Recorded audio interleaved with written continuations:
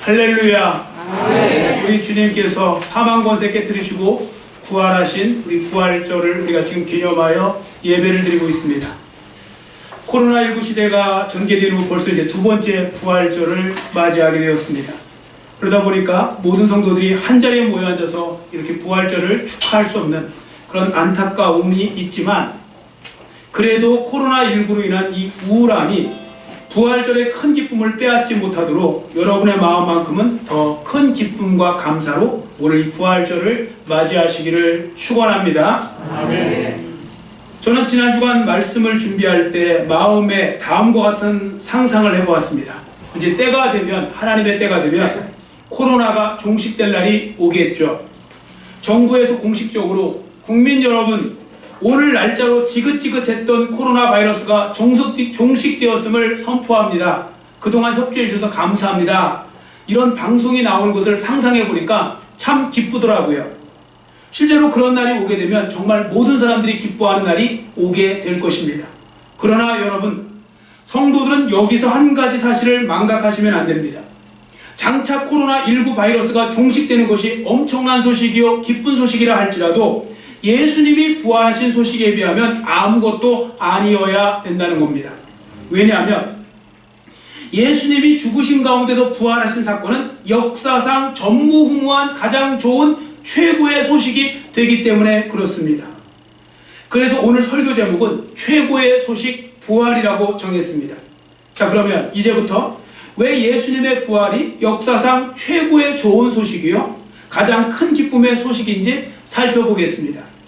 특히 오늘은 예수님의 부활이 역사적인 실제라는 것을 좀 증명하려고 하는 그런 부분으로 말씀을 전하려고 보니까 좀 더 집중해서 들으실 필요가 있습니다.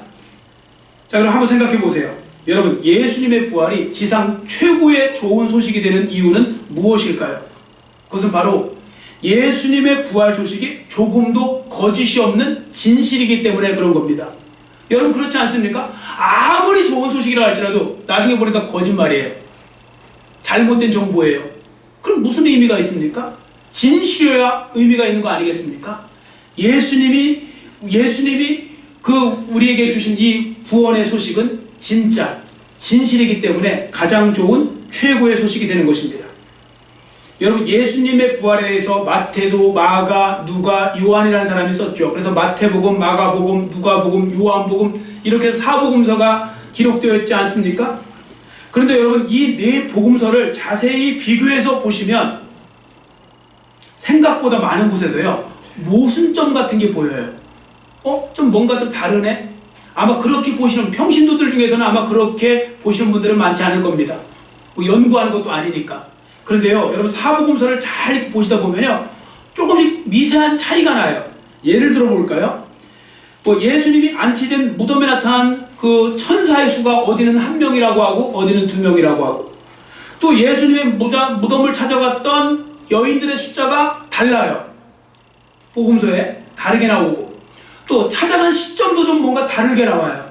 이거 말고도요 굉장히 많은 부분에 있어서 뭔가 조금씩 달라요. 자, 그럼 한번 생각해 보세요. 우리는 이 네 복음서가 부분적으로 다르게 기록되어 있다는 것을 통해 어떤 사실을 확인할 수 있을까요? 그것은 바로 이 네 복음서가요 조직적으로 없는 것을 있는 것으로 만들기 위해서 가짜로 만든 것이 아니라는 것을 확인해 주는 겁니다. 조작해서 예수님의 부활에 대한 말씀을 만들어낸 것이 아니라고요.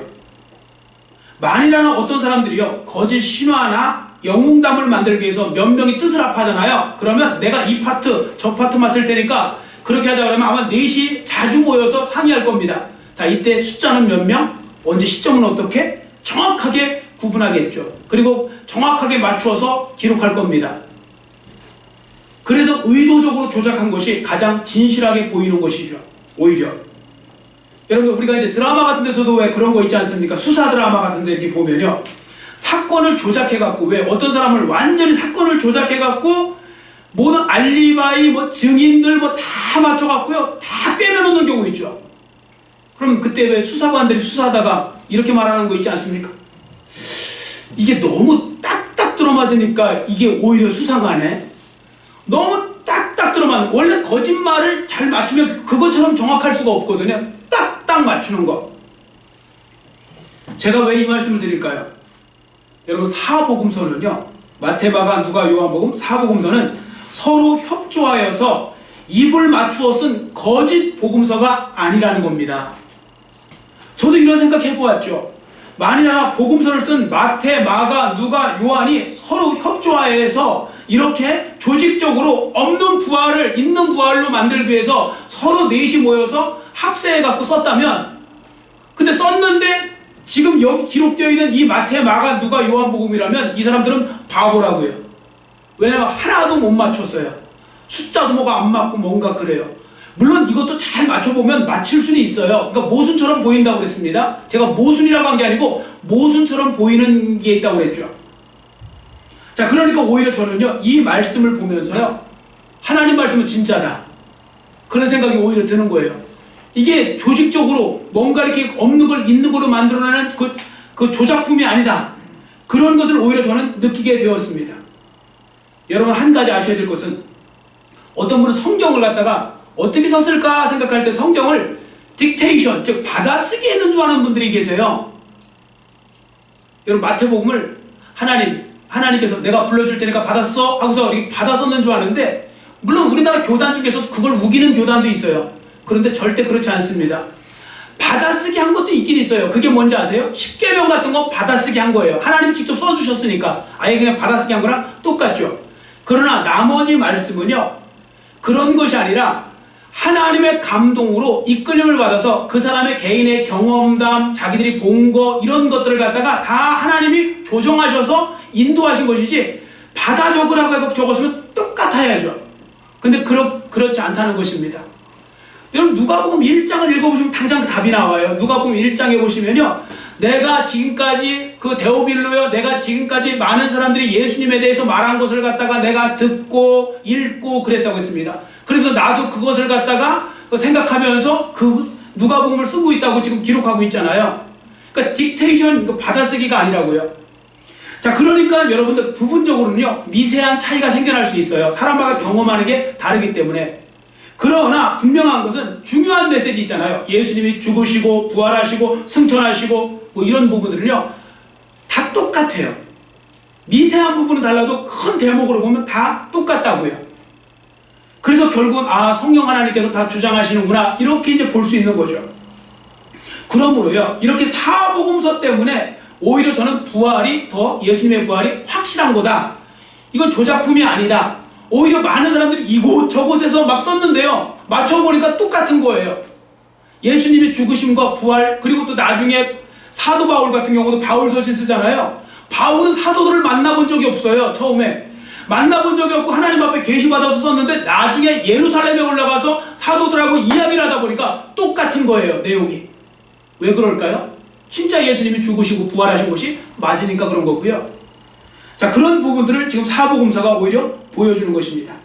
자, 그럼 이제부터 예수님의 부활에 대해서 사복음서와 사도 바울이 쓴 바울 서신에서 나타난 그 말씀을 통해 그 증거를 우리가 좀 찾아보려고 합니다. 예수님의 부활이 왜 진짜인가? 오늘 새벽 부활절 특별 새벽 예배를 통해서도 제가 이제 일부분을 말씀드렸는데, 좀 이어서 드린다고 생각하시면 됩니다. 첫 번째, 예수님이 안치되었던 무덤이 빈 무덤으로 발견되었다는 게 증거입니다. 빈 무덤. 여러분, 예수님의 부활에 대해서 비판하는 사람들 있잖아요. 그 비판하는 사람들도요, 이건 인정해요. 예수님의 무덤은 빈 무덤인 거 인정하겠다. 그러나 차이점이 뭔지 아세요? 부활한 건 아니다, 그 대신 제자들이 훔쳐간 거라고 이렇게 우기기도 하고요. 아니면 예수님이 기절했다가 혼자 나갔다고 이렇게 우겨요. 뭐 여러 가지 설이 있습니다. 기절설, 또 예수님의 제자들이 훔쳐갔다는 뭐 도둑, 어떻게 도둑설이라고 해야 되나요? 뭐 이런 것들이요. 근데 여러분, 이게 얼마나 터무니없는 주장인지를 아셔야 됩니다. 잘 생각해 보세요. 예수님께서요, 그 엄청난 채찍에 맞으셨죠. 갈기갈기 찢어지는 그 채찍에 맞으시고요. 그리고 십자가에서 못이 박혔습니다. 대못으로 손목과 발목에 박혔어요. 그리고 예수님이 죽으셨는지를 확인하기 위해서 또 로마의 병사가 와서 아래쪽에서 옆구리 쪽으로 들어가고 심장 쪽까지 참으로 뚫었잖아요. 머리에는 가시관 쓰셨잖아요. 근데 여러분, 예수님이 부활하신 게 사흘 만에 부활하셨는데, 그럼 예수님이 기절하셨다가 사흘 만에 그럼 그 상태로 일어나갖고 그 무덤문을 막고 있는 그 엄청난 돌을 굴려내고 나왔단 말입니까? 설령 기절했다고 하더라도 여러분, 안 아파 보신 분들, 그런 고통을 안 당해 보신 분은 그렇게 함부로 말하시면 안 되는 거죠. 절대로 나올 수 없습니다. 절대로. 그리고 또 한 가지, 훔쳐갔다고 제자들이. 그건 원래 대제사장들과 그 유대의 종교주의자들이 그 군인들, 경비병들한테 돈 많이 주고서 소문내게 한 거잖아요. 여러분, 제자들은요, 그 당시에 겁을 먹고서 다 숨어 있었어요. 숨어 있었다고요. 그들은 절대로 그렇게 담대하게 나타나갖고 예수님의 시신을 모시고 나갈 수 있는 형편이 안 됐어요. 자, 설령 그렇다 하더라도 잘 생각해 보세요. 제자들이 갔을 때 그 경비병들 여러 명이 지키고 있었죠, 무덤 앞을.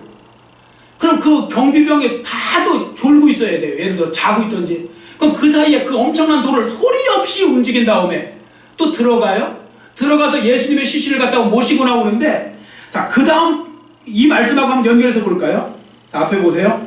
요한복음 20장 7절 같이 읽습니다.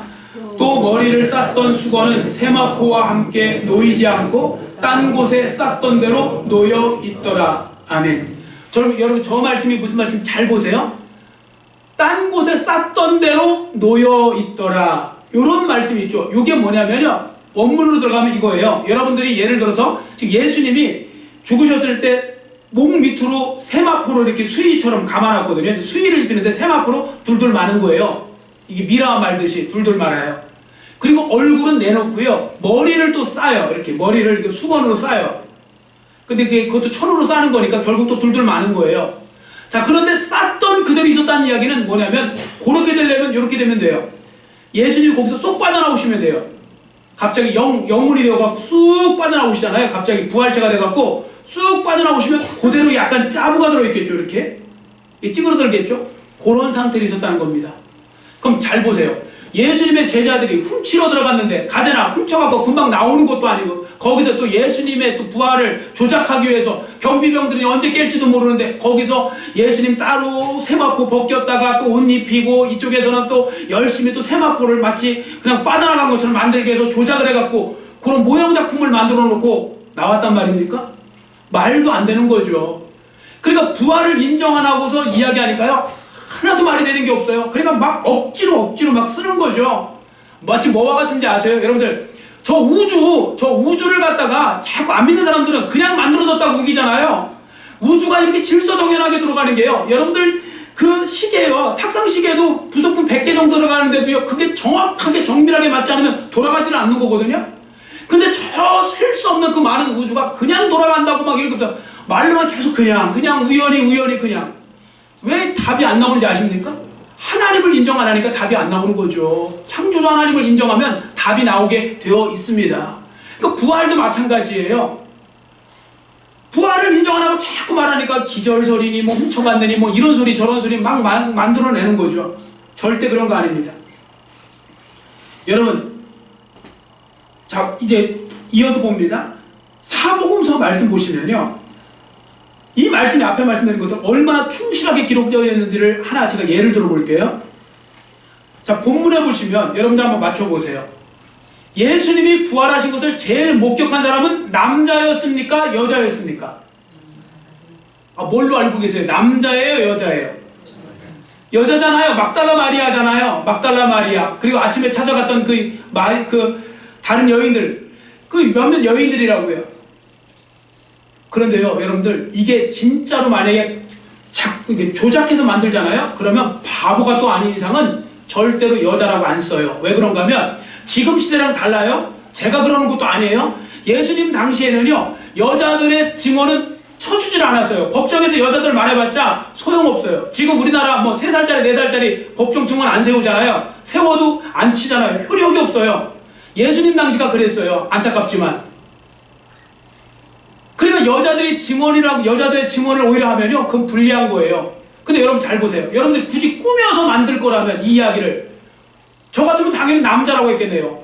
굳이 첫 번째 목격자를 여자로 만들어 놓으면 얼마나 불리합니까? 그럼 당시 사람들이 그랬을 거 아닙니까? 거봐, 여자래잖아. 아무 효과도 없고 아무 증거도 안 되는 걸. 이런 식으로 이야기하는데 누가 여자라고 씁니까? 근데 왜 복음서 기자들이 다 하나같이 여자라고 썼을까요? 진짜니까요. 여자들이 봤으니까. 거짓말 하려고 만든 것이 아니라 그냥 사실 그대로 기록하다 보니까 여자로 쓴 거예요. 이게 법적인 증거로 불리할지라도 그들은 그렇게 쓴 것입니다. 있는 그대로. 그러니까 사실인 거죠. 자, 두 번째, 예수님의 부활이 진실인 증거는요, 부활하신 예수님을 만난 사람들이 엄청나게 많았기 때문입니다. 여러분, 부활하신 주님께서요, 컴컴한 무덤에서, 새벽이잖아요. 새벽에 컴컴한 무덤 앞에서 여인 2명 정도한테 희미하게 예수님인지 아닌지도 모르게 그냥 이렇게 투명하게 나타나고 마신 게 아니에요. 그렇다면 환상을 봤을 수도 있고 잘못 봤을 수도 있잖아요. 두 사람이. 본문에 관한 말씀이지, 본문에 이제 그런 말씀이 나오는데요. 본문에 보시면요, 예수님이 부활하신 이후에 만난 사람의 숫자를 이렇게 기록합니다. 자, 5절부터 보세요. 먼저 게바, 즉 베드로에게 나타나시고 12제자에게 보이셨죠. 그리고 500여 형제에게 일시에 보이셨다고 했습니다. 500여 형제.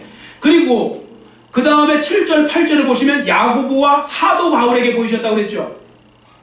이거 다 계산하면 몇 명이냐면 최소 514명입니다. 근데 여자들이 봤다는 얘기 또 아예 없잖아요. 여자들도 많이 봤을 텐데. 그것까지 따지면 1000명이 될 수도 있는 거겠죠, 이건. 형제만 이야기했지 자매들 이야기가 없잖아요. 첫 번째 본 사람들도 여자들인데도 그거조차도 빼놓고서 514명입니다. 그러니까 1000명이 될 수도 있는 거죠. 제가 이렇게 근데 말씀을 드리면 어떤 분은 또 아무 생각 없이 이렇게 말씀하세요. 목사님, 500명 정도 증거가 많은 거예요? 이렇게 물어보시는 분이 있는데 그런 분은 그냥 자기 자신을 돌아보세요. 자기가 예를 들어 다른 사람한테 내가 살아있다는 걸 증명하려고 하는데 여러분들 몇 명 증명될 것 같아요? 여러분이 지금 살아계시다는 걸 갖다가 저한테 증명할 때 몇 분이나 증언해 줄 것 같아요? 여러분 살아있는 거 500분 가능합니까? 500명을 모르잖아요. 그러니까 여러분 살아있는지 죽어있는지도 모르는 사람이 500명도 안 될 수도 있는 거예요. 여러분 500명의 증거는 어마어마하게 많은 거예요. 여자들까지 하면 1000명이 될 수 있는데 그 증거는 어마어마하게 많은 거라고요. 그리고 이게 왜 많은 건지 아세요? 500명이 넘는 사람들이 서로 배신하지 않고요, 그 오랜 시간 동안 죽을 때까지 이 거짓말을 갖다가 진짜라고 우기면서 가는 거 불가능한 겁니다. 여러분들 아시죠? 작당을 한다고 그러잖아요. 작당을 하고 막 공모를 해도요, 거기서 왜 꼭 불리한 사람들 생기잖아요. 그럼 그 사람들이 어떻게 해요? 몰래 고발하죠. 그래서 내부 고발자도 생기고 막 그러잖아요. 이게 거짓말은요, 오래 갈 수가 없어요. 누가 신고해도 신고하게 되어 있고요, 누가 고발해도 고발하게 되어 있어요. 근데 왜 평생 동안 그 500여 명이고 한 명도 고발한 사람이 없었을까요? 그만큼 확실한 겁니다. 예수님의 부활은.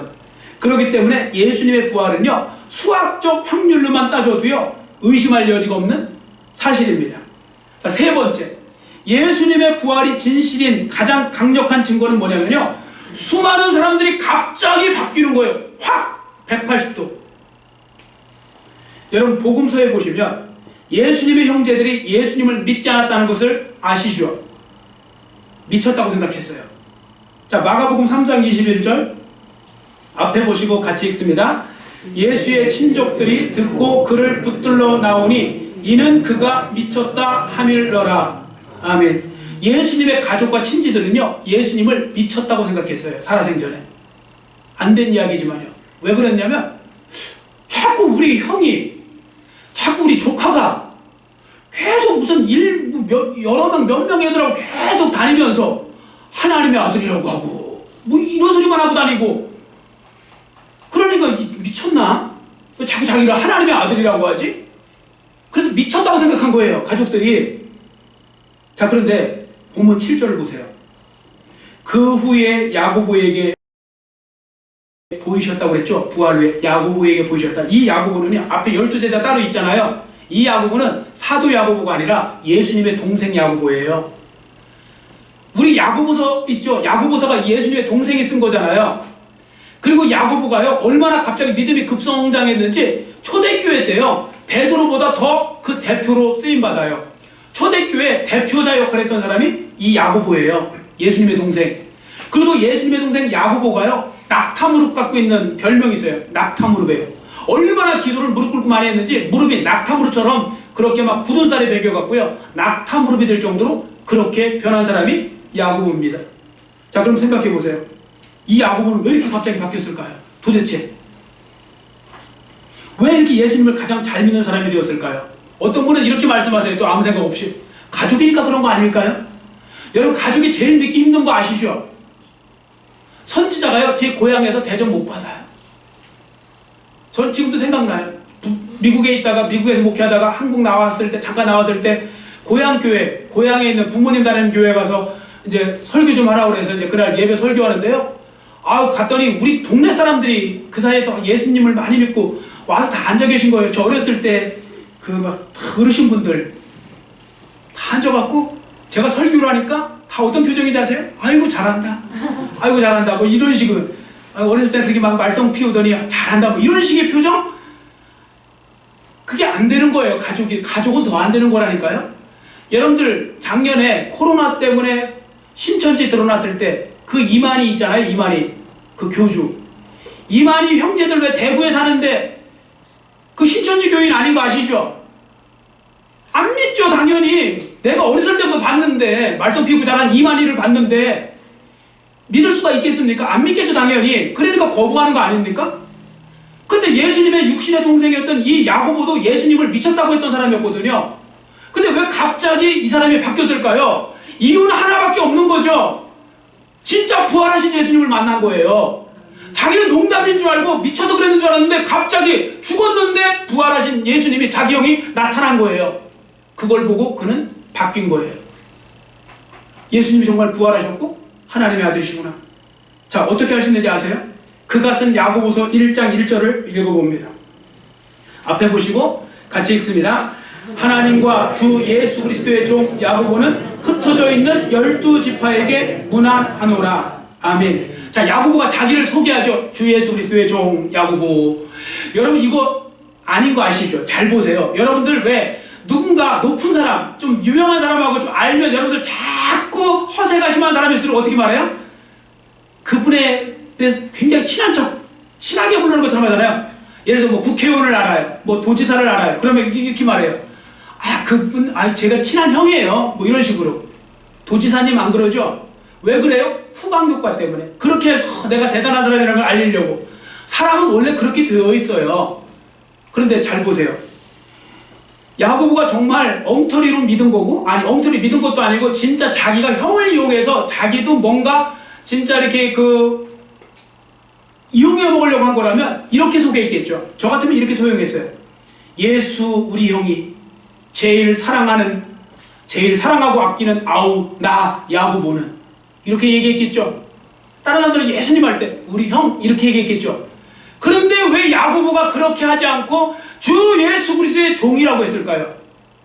한동안은 자기랑 같이 한 집에 살았던 형인데 알고 보니 형이 아니라는 걸 아는 거예요. 하나님의 아들이라는 걸 아는 거예요. 죽었다가 살아났던 걸 진짜 본 거예요. 그러지 않고서는 저거 아무도 설명 못해요. 심리적으로도 절대 저 문장을 설명 못한다니까요. 자, 보세요. 이렇게 부활하신 예수님을 만난 사람들은요, 다 바뀌어버려요. 예수님 동생만 바뀐 게 아니고요, 많이 바뀌었는데 그 중에 한 사람이 사도 바울 아닙니까? 여러분, 사도 바울 아시잖아요. 다메섹 도시까지 가서 예수 믿는 사람들을 잡아다가 죽이려고 했던 그 사람이 담에서 가는 도중에 그 빛 가운데 부활하신 예수님을 만나잖아요. 그리고 눈이 멀어요. 그러다가 이제 며칠 뒤에 눈을 뜨게 되는데 그때 이 사도 바울이 바뀌어요. 완전히. 예수님 믿는 사람을 핍박하던 사도 바울이 예수님 때문에 핍박받는 사람으로 바뀌어요. 그리고 일평생 한 번도 바뀌지 않고요, 그렇게 살다가 가요. 핍박받다가 결국 죽어요. 자, 이거 어떻게 설명할 겁니까? 진짜 부활하신 주님을 만난 거죠. 만나고 나니까 그의 인생이 바뀌어버린 것입니다. 여러분, 지금 많은 성도들은 성경을 공부하지 않으니까 자꾸 이렇게 생각해요. 세상 사람들을 영향을 받아갖고. 세상 사람들 주위에서 맨날 떠드는 게 그런 거니까요. 진짜 부활 있을까? 그 만들어낸 이야기 아니야? 신화 이야기 아니야? 뭐 이런 이야기 저런 이야기 막 저런 논리를 펴잖아요. 그런데요, 여러분들 이거 아셔야 됩니다. 잘 들어보세요. 토마스 아놀드, 프랭크 모리슨, 길버트 웨스트, 제이 앤더슨, 이런 분들이요, 세계적으로 유명한 법학자들이래요. 법학자들. 여러분, 법학자들은 법 갖고 옳고 그름 따지는 거 다 증거하고 증명하고 해서 따지는 거 아시죠? 논리적으로. 그 사람들이요, 성경 속, 성경 밖, 기독교 역사, 세계 역사 나타나는 어떤 그런 예수님에 대하고 그 부활에 대해서 연구를 한 거예요. 이분들이 연구를 하고 논증을 거쳐서요, 다들 이렇게 말한 겁니다. 그 유명한 사람들, 법학자들이 이건 부인할 수 없는 사실이다. 우리는 솔직히 모르잖아요. 머리가 뭐 알면 얼마나 알아요, 우리가. 그래서 우리는 아유, 아닌 거 아니야, 자꾸 우리 생각하시는데, 법학자들이 증거를 다 수집해서 살펴보니 예수님의 부활은 부인할 수 없는 사실이었다는 겁니다. 그래서 그 이야기를 하고 있는 거죠. 그래서 토마스 아놀드는 이렇게 말했습니다. 예수 그리스도의 부활은 역사상 가장 분명하게 입증된 사실입니다. 이렇게 말했죠. 여러분, 오늘 부활절을 맞이하여서 부활신앙을 다시 한번 확신하는 그런 시간이 되시기를 축원합니다. 제가 지난주 이 말씀 준비하면서 저도 참 마음에 다시 한번 더 확신하는 그런 시간으로 가졌습니다. 자, 부활신앙에 대해서 확신할 수 있으면 그 사람이 복인데, 왜 복이냐면 첫 번째는 이겁니다. 왜 복이냐면요, 예수님의 부활은 진짜잖아요. 여러분, 진실로 믿는 것도 복인 거 아시죠? 일단 대답을 하세요. 진실로 믿는 거 복이에요. 세상에 얼마나 어리석은 사람들이 많은지 아세요? 거짓을 갖다가 진실인 줄 알고 믿는 사람들. 매일 인터넷 뒤지면서 찌라시, 속칭 찌라시, 말도 안 되는 소리 하고 있으면 그거 갖고 계속 그냥 막 오르니 그러니 하고 있는데, 여러분, 진짜를 진짜로 믿는 것도 복이고요, 가짜를 구별하는 것도 복이에요. 그러니까 진짜를 진짜로 믿으니까 얼마나 복입니까? 그리고 또 한 가지, 예수님의 부활을 믿는 사람이야말로 나도 그 부활 생명에 동참해서 나도 언젠가 그 부활체를 입고 영생복락을 누리게 되어 있는 것입니다. 자, 본문 20절을 찾아서 같이 읽겠습니다. 본문 20절 같이 큰 소리로 읽습니다. 그러나 이제 그리스도께서 죽은 자 가운데서 다시 살아나사 잠자는 자들의 첫 열매가 되셨도다. 아멘. 우리 역시 부활의 첫 열매가 되시는 예수님으로 인해서 나중에 부활체를 입게 되고 영원한 천국에서 영원히 살게 되는 거죠. 영생복락을 누리면서. 여러분, 이게 진짜 믿어주시는 분만 아멘을 한번 해보세요. 이게 믿어지세요? 아멘. 여러분, 부활체 입을 거 믿어지세요? 아멘. 이쪽은 아멘 들리고 이쪽은 안 들려요? 자, 부활체 여러분 입으실 거 믿으세요? 아멘. 믿는 사람은 그 부활체를 입으실 거예요. 믿는 자는 믿는 대로 될 거니까요. 저는 또 지난주 본문 말씀을 준비하면서 이 부활에 대해 생각할 때 하나 떠오르는 이야기가 있는데 참 이게 맞는 것 같아서 제가 좀 소개를 하려고 합니다. 자, 앞에서 제가 시원한 그림을 보여드릴게요. 마테오른, 그 유명한 그 스위스에 있는 최고봉 마테오른 그 봉우리죠. 저 산에 4명이 그 만년설이죠. 저 절벽을 갖다 등반을 하는 거예요. 4명이. 근데 프로 가이드가 2명 있었고요. 가이드하는 그 가이드하는 사람이 2명이었고 등산객이 2명이었어요. 그래서 어떻게 순서를 정했냐면요, 제일 잘하는 사람, 제일 가이드를 잘하는 사람이 제일 앞장섰고요, 그 다음에 등산객, 그 다음에 다시 가이드, 등산객, 이렇게 4명이 올라가고 있는 거예요. 근데 올라가다가 이 마지막 등산객이 잘못 발을 디뎌갖고요, 중심을 잃었어요. 그래서 어떻게 되냐면 대롱대롱 매달린 거예요. 갑자기. 여러분 가끔씩 그런 영화 있잖아요. 대롱대롱 매달린 거예요. 그러니까 순간 그 위에 있는 등산객은 너무 갑자기 사람이 뚝 떨어지는 바람에 자기도 놓쳤어요. 그래서 또 대롱대롱 매달린 거예요, 그 사람도. 그러니까 그 위에 있는 등산객은 더 경험이 없잖아요. 그래서 또 다시 그 사람까지 영향을 받아서 대롱대롱 매달린 거예요. 이제 다 죽게 생긴 거예요.